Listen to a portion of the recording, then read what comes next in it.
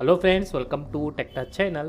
Today I am going to show you in this video how to turn off downloads folder automatic file grouping in Windows 11 PC.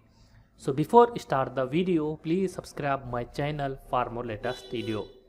Guys, if you want turn off folder automatic file grouping in Windows 11 PC, then I will show you how to do this.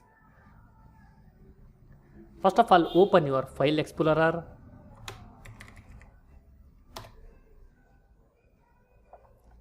Then open download folder.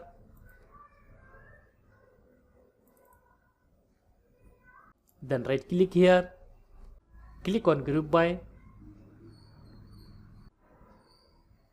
then click on none. Again right click, then click on sort by, click on date modify. That's it guys, this is a simple way to turn off downloads folder automatic file grouping in Windows 11 PC. Thanks for watching friends, hope like this video. If you like this video, please like, share and don't forget to subscribe my channel.